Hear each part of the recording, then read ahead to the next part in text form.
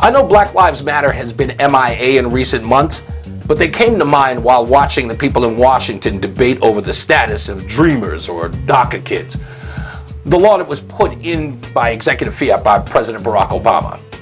Now, I know it seems like a stretch to put these two together, but bear with me. I'm going to make some sort of a connection here. Exhibit A. From the perspective of many, if not all, Black Lives Matter protesters, police are the problem. Most important to the cause is police brutality. Now, I'm not here to argue the merits of that position, just to connect a few dots.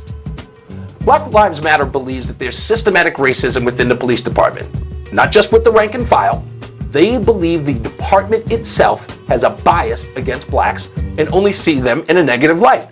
Therefore, they'll shoot first and ask questions later when confronted by a young black male in particular.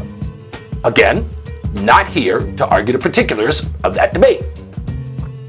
One time in a conversation, I was talking to a group of black people, and I said to them that did they know that the police department and its union overwhelmingly voted for and financially supported Democrats. That party is equally supported by blacks, same amount, 98%.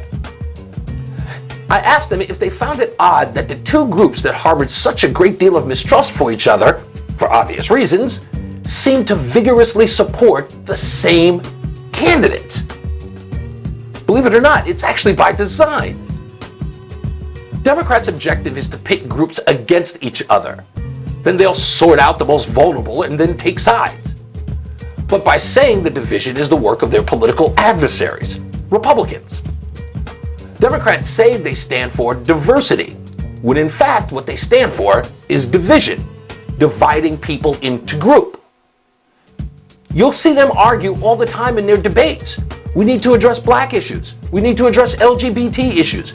We need to address women's issues. We need to address the immigration issues.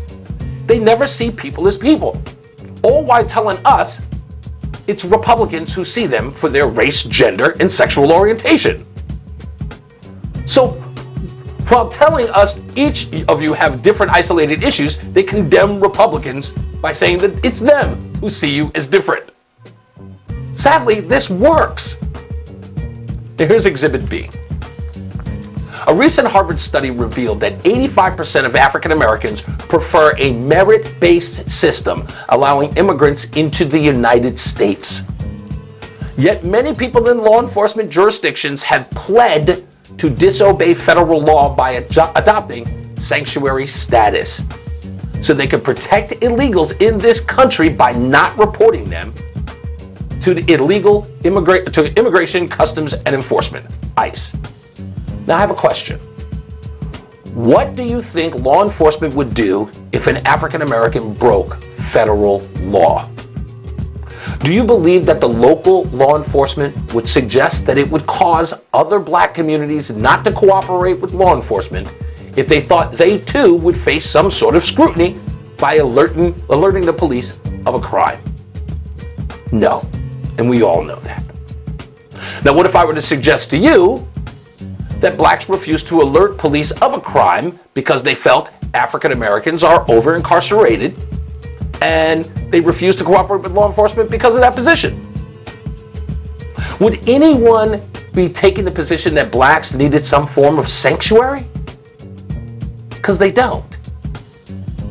And who are the people applauding the action of these police departments who do not inform federal government of illegals?